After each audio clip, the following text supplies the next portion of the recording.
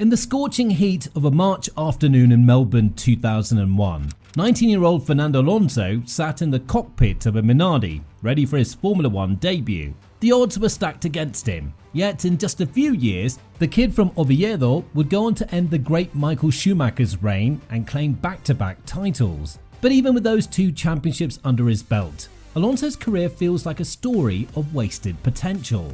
Despite his undeniable skill, his immense potential often went unfulfilled. So why is a two-time world champion's career often viewed as a case of wasted talent? To better understand why it's often said that Alonso's potential was never fulfilled, or let's say wasted, we need to travel back in time and take a look at just how good and talented he truly was. In his very first race with Minardi, Alonso finished a remarkable 12th. That's no small feat given the car's limitations. It was as if he was single-handedly dragging the car into places it had no business being. His raw talent and relentless determination caught the eye of many, none more so than Renault's charismatic team principal, Flavio Briatore. Fast forward to 2003, and Alonso found himself in the blue and yellow livery of Renault. The team was on an upward trajectory, and in Alonso, they had found the perfect driver to lead their charge. It didn't take long for him to make an impact. In Malaysia, just a few races into the season, he secured his first podium with a brilliant drive in tricky, ever-changing weather conditions. This left everyone impressed. But it was in Hungary later that year that Alonso truly announced himself to the world. Starting from pole position, he delivered a drive of breathtaking maturity and speed, lapping Michael Schumacher on his way to his maiden victory. The 2005 season arrived with a sense of anticipation. Formula One was changing, with new regulations shaking up the sport, and Renault had built a car that was both fast and reliable. This was Fernando Alonso's chance, and he wasn't about to let it slip. From the very first race in Australia, Alonso showed the world what he was capable of. His combination of blistering speed and near-perfect consistency made him unstoppable. He claimed 7 victories that season, but none was more memorable than his win at Imola, where he held off a relentless Michael Schumacher for 12 nail-biting laps. It was a tactical masterclass, proving Alonso had both the speed and the brains to beat the best. As the season wore on, it became clear that Alonso wasn't just winning races, he was ending an era. Michael Schumacher's dominance, which had seemed untouchable for so long, was being brought to an end by this young Spaniard. The crowning moment came at the Brazilian Grand Prix, where a third-place finish was enough to secure Alonso's first world championship. At just 24 years old, he became the youngest driver ever to win the title. If 2005 was about Alonso's rise to the top, 2006 was all about proving he was there to stay. This season became an intense duel between Alonso and Schumacher, who was fighting for one last championship in his final full season. The rivalry was electric. Alonso's smooth, calculated driving style clashed with Schumacher's aggressive, take-no-prisoners approach. Race after race, they traded victories, with the championship lead shifting back and forth. It was a battle of skill, strategy, and mental toughness. The championship fight went all the way to the final race in Brazil. Alonso didn't need to win, he just had to finish in the points. Meanwhile, Schumacher's Ferrari suffered a mechanical failure in a rare twist of fate. Alonso drove a calm, controlled race to second place, securing his second consecutive world title. As he stood on the podium, champagne in hand, Alonso had proven his worth. With 2 world championships under his belt before his 26th birthday, it seemed like he was destined for even greater success. But little did anyone know, the road ahead would be far from smooth for the Spanish maestro. Fernando Alonso's decision to join McLaren for the 2007 season seemed like the perfect next step. A double world champion teaming up with one of the most successful teams in Formula One, it felt like a match made in heaven. Alonso arrived at McLaren's state-of-the-art headquarters in Woking with high hopes and a determination to prove he was the best. He was no longer the scrappy underdog, he was the reigning champion, expected to lead McLaren back to the top. But as soon as he settled into the cockpit of the sleek silver MP422, things started to go wrong. The first shock came from his teammate, a rookie named Lewis Hamilton. Many assumed Hamilton would play a supporting role, but from the very first race in Australia, he showed he was no ordinary newcomer. Hamilton outqualified Alonso and finished on the podium, sending a clear message: he was here to compete, not to follow.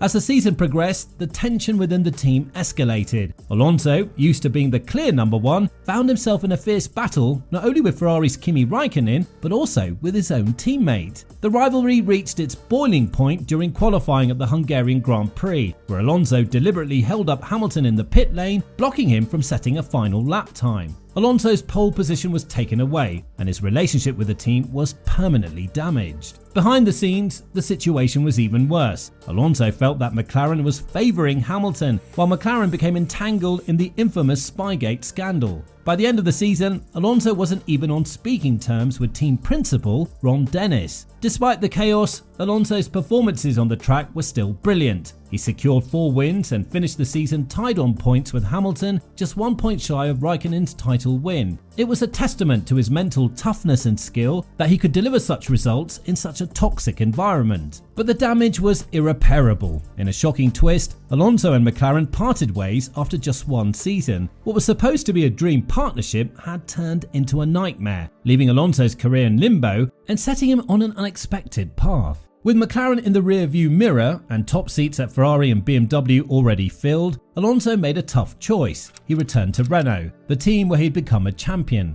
It was a homecoming of sorts, a chance to rediscover the magic of his earlier years. But Formula One moves quickly, and Alonso was about to learn just how unforgiving the sport can be. The Renault team Alonso returned to in 2008 was nothing like the one he left. The car, the R28, was slow and unreliable, a far cry from the championship winning machine of 2 years earlier. Throughout that season, Alonso found himself battling in the midfield, fighting for points rather than victories. And if 2008 was tough, 2009 was even worse. The Renault R29 was disastrously off the pace, with Alonso often struggling just to make it into the top 10 in qualifying. The low point came at the Hungarian Grand Prix, at the very track where he had claimed his maiden win 6 years earlier. Alonso was eliminated in Q1, qualifying a dismal 15th. It was a stark reminder of how far Renault had fallen and how Alonso's potential was being wasted. By the end of the 2009 season, it was clear that Alonso's time at Renault was over.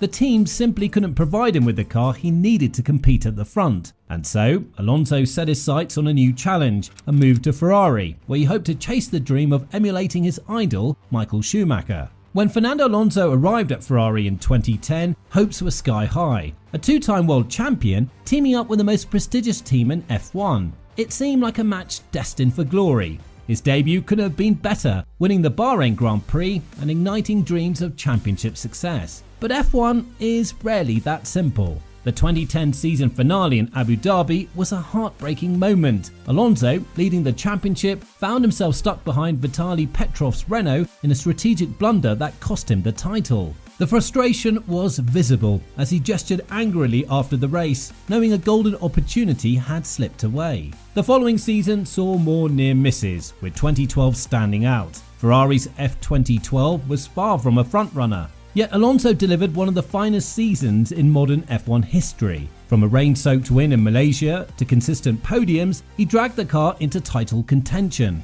But again, he fell short, losing the championship by just 3 points to Sebastian Vettel. Ferrari's inability to provide a truly competitive car took a toll.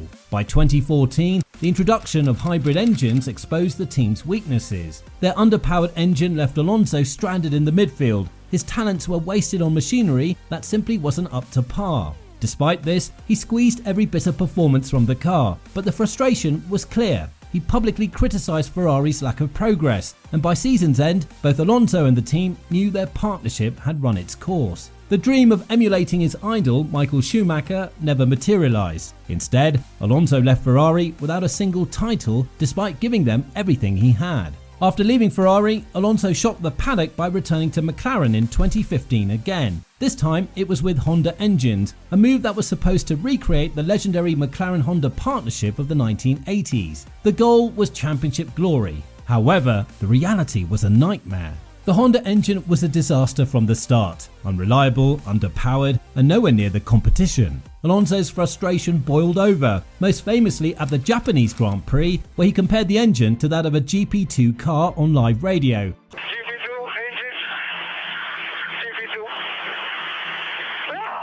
Highlighting just how bad things were. Despite the struggles, Alonso continued to show glimpses of his brilliance, like his 5th place finish at Monaco in 2016. An astonishing result given the car's limitations. But those moments were few and far between. Race after race, Alonso found himself battling at the back of the grid with constant mechanical failures. By 2018, Alonso had had enough. The once promising McLaren-Honda partnership had collapsed, and even a switch to Renault engines couldn't revive the team's fortunes. Alonso's final F1 season was a shadow of what it should have been. His talent, once again, was being wasted on uncompetitive machinery. Frustrated by his lack of success in F1, Alonso began to seek challenges elsewhere. He retired from F1 and went on to compete in the Indianapolis 500 and the 24 Hours of Le Mans, winning the latter twice and securing the World Endurance Championship title. These achievements underscored his versatility and skill as a driver. Convinced that he still had what it took to compete in F1,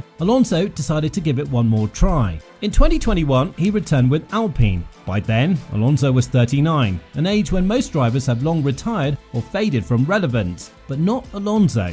His 2021 season started slowly, but by mid-year, flashes of his old brilliance began to show. A key moment came in Hungary, where Alonso masterfully defended against a much faster Lewis Hamilton, helping his teammate Esteban Ocon secure an unlikely win. It was a reminder to everyone that even past his prime, Alonso could still go toe-to-toe with the very best. In 2023, Alonso joined Aston Martin, and once again his performances showed the world what could have been. What a superb move from Fernando Alonso! Alonso's done it! Fernando Alonso on the podium for the 8th time this season. With a competitive car under him, Alonso started racking up podiums, proving that his talent hadn't diminished with age. However, his Aston Martin couldn't match the dominance of Red Bull. One of the biggest factors that led to Alonso's wasted potential was his knack for choosing the wrong teams at critical moments. In 2007, when he left Renault for McLaren, it seemed like a smart move. However, Alonso found himself in a fierce internal rivalry with rookie Lewis Hamilton, which disrupted the team and led to a disastrous season. When Alonso returned to Renault in 2008, the team was no longer championship caliber, and he spent 2 seasons struggling in the midfield. His move to Ferrari in 2010 appeared to be his golden chance. Yet, despite a few close calls in 2010 and 2012, the car wasn't strong enough to beat Red Bull, and Alonso had to watch Sebastian Vettel dominate the sport. Perhaps his most unfortunate decision was returning to McLaren in 2015. The McLaren-Honda partnership looked promising, but Alonso was once again caught in a frustrating cycle as the team faltered badly in the hybrid era. Every move Alonso made seemed to place him just out of sync with the sport's top teams and peak moments. Alonso's career also suffered due to the rise of dominant teams during crucial periods of his career. When Red Bull rose to power from 2010 to 2013, Alonso, despite his brilliance, couldn't overcome the gap in performance. His Ferrari simply couldn't match Red Bull's technical edge, despite Alonso's heroic efforts to drag it into title contention. When Mercedes took over the hybrid era in 2014, Alonso found himself in one of the least competitive cars on the grid at McLaren, watching as Lewis Hamilton and Nico Rosberg swept titles for years. No matter how talented Alonso was, the lack of competitive machinery around him ensured he was fighting for scraps rather than titles. Fernando Alonso's career is one of the great what-ifs in Formula One history. What if Ferrari had built him a faster car? What if McLaren-Honda had worked? What if he had the same machinery as Vettel or Hamilton? With just a little more luck and better timing, Alonso could have easily been a 5-time world champion. And despite that, Alonso remains a legend. Perhaps not for the titles he won, but for the skill and determination he displayed, even when the odds were stacked against him. The potential was there, but the machinery never kept pace with his greatness. He may have not collected as many trophies as his talent deserved, but Fernando Alonso's place among the all-time greats is unquestionable. But do F1 legends agree with this? Well, click here to watch what the greats of the sport have to say about Fernando Alonso.